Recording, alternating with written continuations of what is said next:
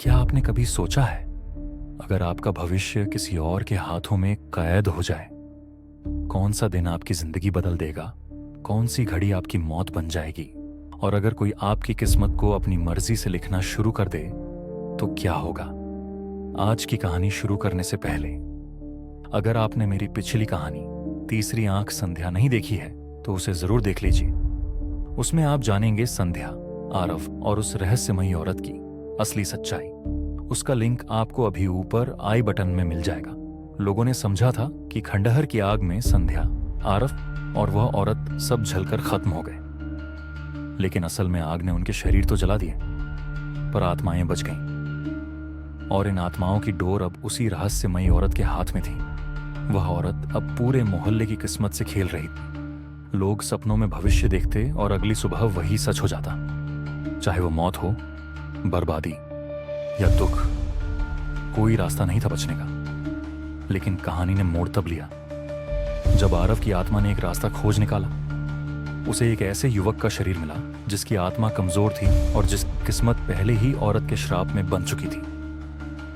आरव ने उस शरीर में प्रवेश कर लिया। कुछ ही दिनों बाद वह युवक अजीब सपने देखने लगा। उसके सपनों में आरव आता और उससे कहता, मैं आरव हूं।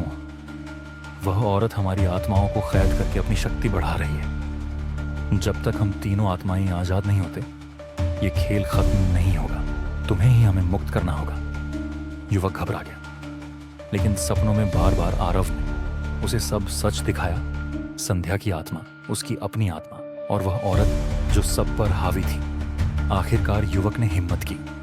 वह उस खंडहर तक पहुंचा जहां औरत अपनी शक्ति से तीनों आत्माओं को बांध कर रखती थी। चारों तरफ अंधेरा था और उसके बीच चमक रही थी उस औरत की तीसरी आंख। औरत हंसकर बोली, तुम सोचते हो एक साधारण इंसान मुझे हरा देगा?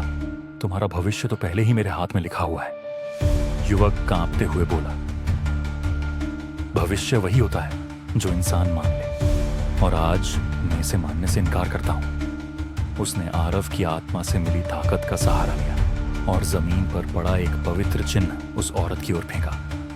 अचानक एक तेज रोशनी फैल गई और उसी रोशनी में संध्या, आरव और उस औरत की आत्मा तीनों चीख उठी। कुछ ही पल में औरत की तीसरी आंख बुझ गई। उसका चेहरा धुंध की तरह गायब हो गया और आरव और संध्या की आत्माएं भी मुक्त होकर शांति में विलीन हो गई। सूरज उगा तो मोहल्ले में पहली बार सब कुछ सामान्य था।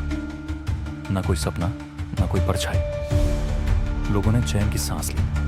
आरव की आत्मा आखिरी बार युवक के सपने में आई और बोली, धन्यवाद, तुमने हमें मुक्त कर दिया। अब यह तीसरी आंख का खेल हमेशा के लिए खत्म हो गया है और इसके बाद वह सपना कभी दोबारा नहीं आया। धन्यवाद इस पूरी सीरीज को देखने के लिए। हम फिर मिलेंगे एक और नई और पहले से भी ज्यादा रोमांचक कहानी के साथ।